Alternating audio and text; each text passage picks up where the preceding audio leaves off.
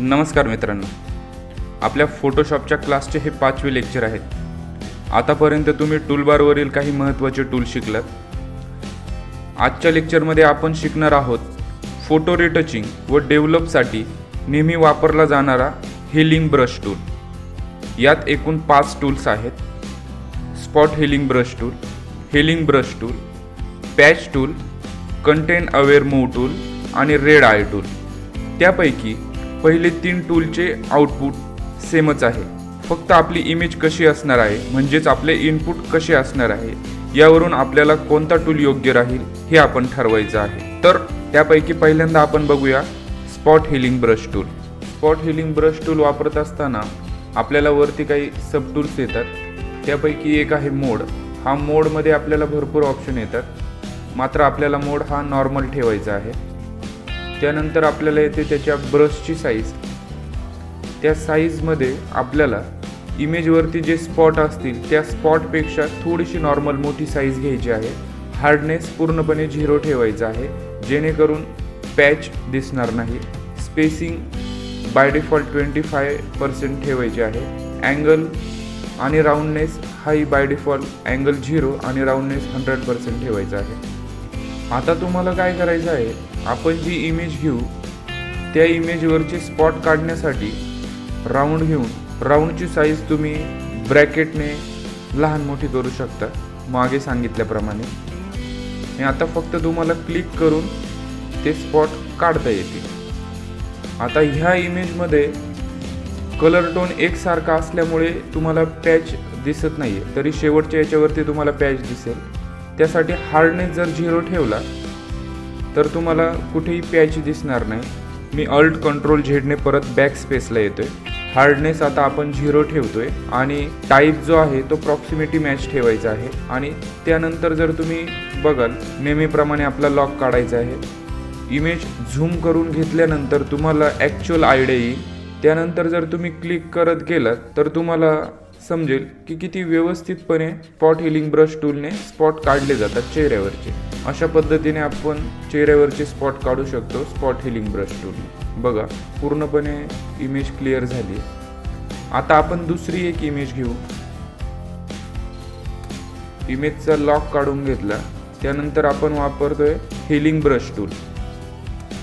आता healing brush टूलचा वापर करून भुवयाजवळ जे वर्क आहे ते आपल्याला प्रॉपर करता येईल। आधी मी हीलिंग ब्रश टूल वापरायची इन्स्ट्रक्शन सांगतो।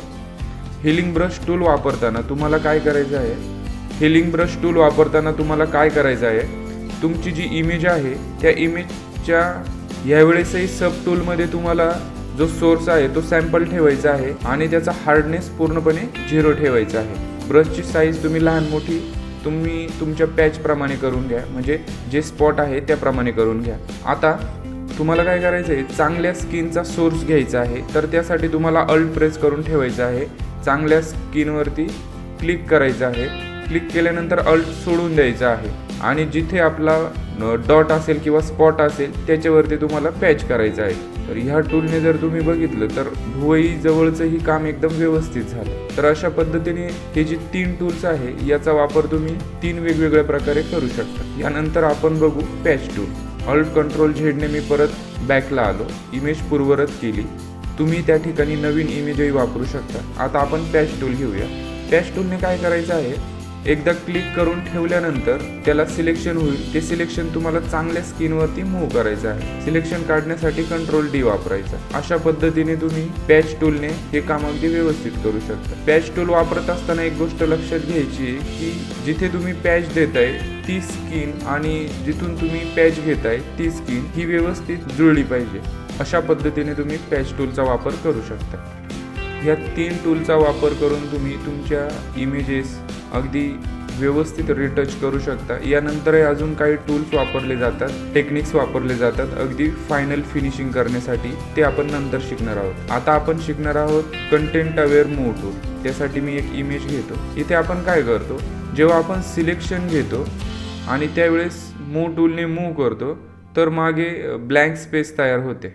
मात्र ज्यावेळेस तुम्ही कंटेंट अवेअर मूव्ह टूलचा वापर करता त्यावेळेस ती ब्लँक स्पेस ॲटोमॅटिक फिल होऊन जाते, अगदी मॅच होऊन जाते।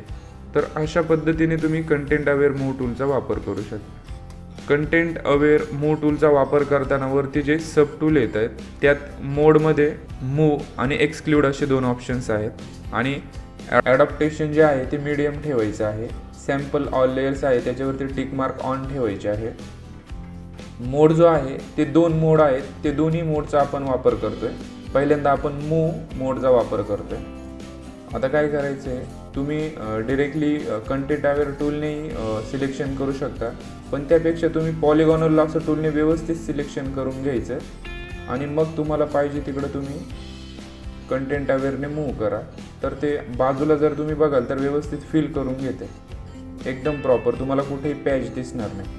अशा पद्धतीने तुम्ही कंटेंट अवेअर मूव्ह टूलचा वापर करू शकता. सिलेक्शन काढून टाकण्यासाठी मी Ctrl D करतोय. बघा तुम्ही एकदम प्रॉपर काम होते. आता आपण काय करूया, मोडपैकी मूव्ह ऑप्शन आपण बघितला, आता आपण एक्सटेंड ऑप्शन बघूया. एक्सटेंड ऑप्शन कशा प्रकारे यूज करतात. आता एक्सटेंड कंटेंट अवेअरवरती क्लिक करून माझा मोड जो आहे तो एक्सटेंड आहे. जर तुम्ही बघाल तर झाडाचं खोड एक्सटेंड होतंय. अशा पद्धतीने तुम्ही एक्सटेंड टूलचा वापर करू शकता. प्रॅक्टिकली हे सगळे टूल्स परत एकदा आपण वापरात घेणार आहोत. त्यानंतर आहे रेड आय टूल. जेव्हा तुम्ही रात्रीचे फोटोज काढतात त्यावेळेस लाईट रिफ्लेक्ट होते आपल्या डोळ्यांमध्ये, त्यावेळेस असा रेड डॉट येतो तुमच्या फोटोमध्ये, तर तो काढून टाकण्यासाठी रेड आय टूलचा वापर केला जातो. रेड आय टूलचा वापर करताना पपिल साईज तुम्ही कस्टमाइज करू शकता आणि डार्कन अमाऊंट कस्टमाइज करू शकता. शक्यतो एक मिड लेवलला ठेवायची, म्हणजे 50% आणि त्यानंतर तुम्हाला फक्त माऊसने अशा पद्धतीने त्याच्यावरती कलर स्प्रेड करायचा आहे. अशा पद्धतीने तुम्ही रेड आय टूलचा वापर करू शकता. तर हे जे 5 टूल आहे, या 5 टूलचा वापर आपण आजच्या लेक्चरमध्ये कशा पद्धतीने करायचा हे शिकलो आहोत. याची व्यवस्थित प्रॅक्टिस करून तुम्ही खूप चांगल्या प्रकारे इमेज रिटचिंग करू शकता, डेव्हलप करायला शिकू शकता. धन्यवाद.